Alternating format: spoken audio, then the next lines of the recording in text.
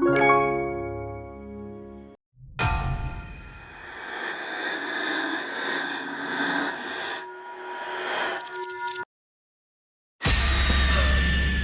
nangyayari sa akin to?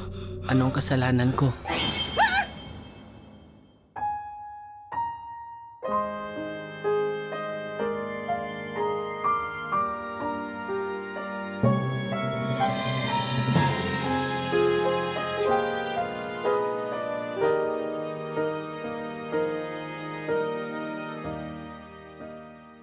Bakit nangyayari sa akin to?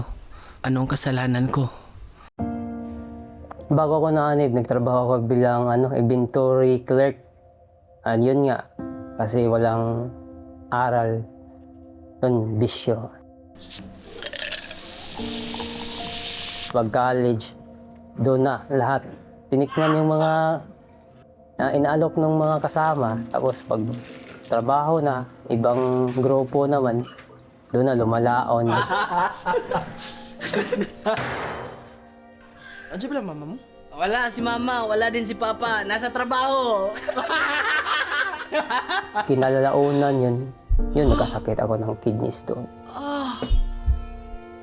Sabi ng doktor, operahan ka na. 6 months yun. Saka ako na-operahan doon sa public na hospital. Uwi ako ng probinsya. Kasi mayroong probinsya sa amin, may dagat, may sapa, ganun. Doon magpapagaling.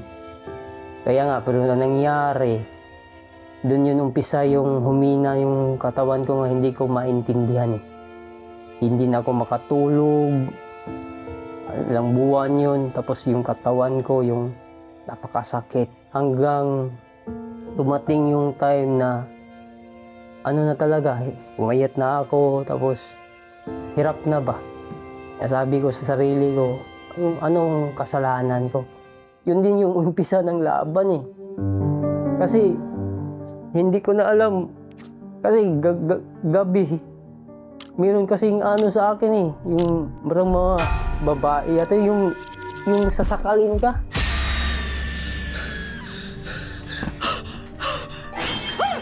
Ikaw pala yan ay! Alam mo, malala na yan.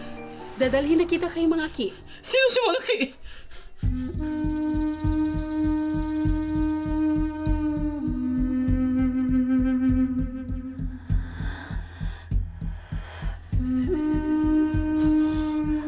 Bago niya ako gagamutin, sabi niya, Magaling ka na. Pero kailangan mong bumalik sa Tuesday o Friday. Kasi pag di ka babalik, patay ka. Paano kung sa church siya babalik? Di off ko yun. kasi sabi niya, gumaling ka na. Pero sa akin sarili, parang hindi pa talaga kasi meron pa sa akong mga nararamdaman na sakit. Yung talagang hindi ko mapailiwanag ba. Isang araw nun, merong kasama ng trabaho yung mama ko.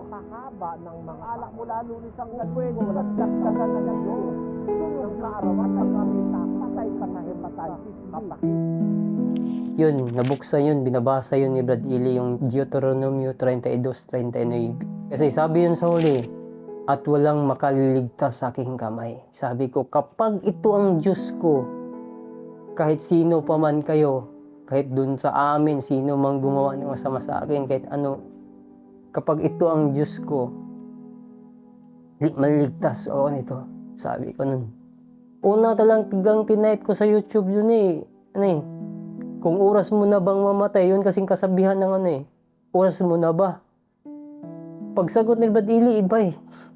Sabi niya, kapag may takot ka sa Diyos, pwede ka niyang dadagdagan. Sabi niya, binasa yung kawikaan, hindi ako makakalimutan niya. Sabi niya, ang pagkatakot sa Panginoon, nagpapalaon ng mga kaarawan. Punta ko ng mabululukal.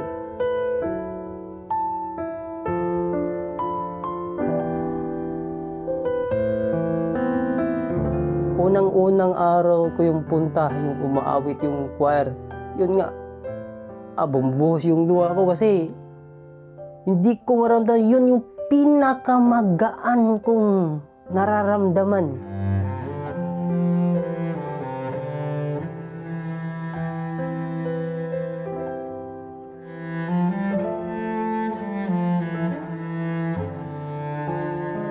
Hindi ko nagpaalam.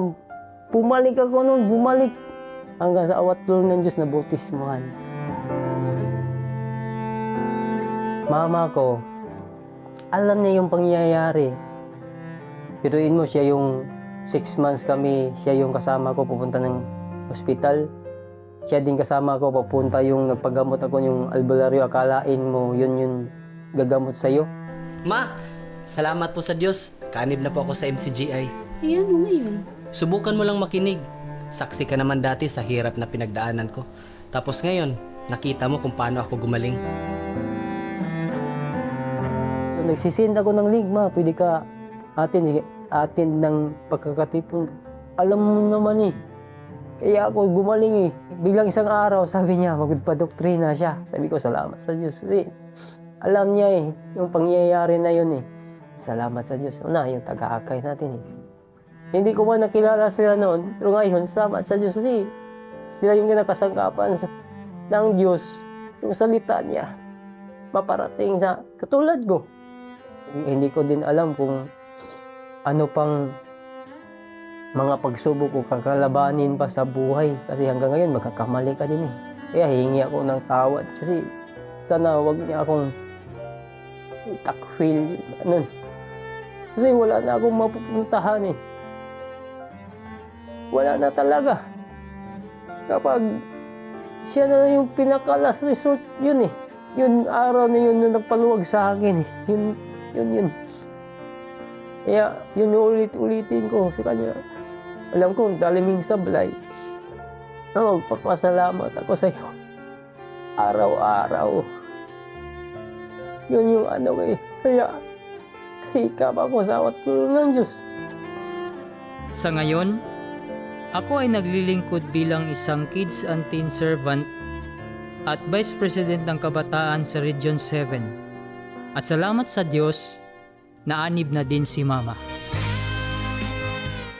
Ako po si Brad Chris Aldwin Gregoli at ito ang storya ng aking pananampalataya. Salamat po sa Diyos.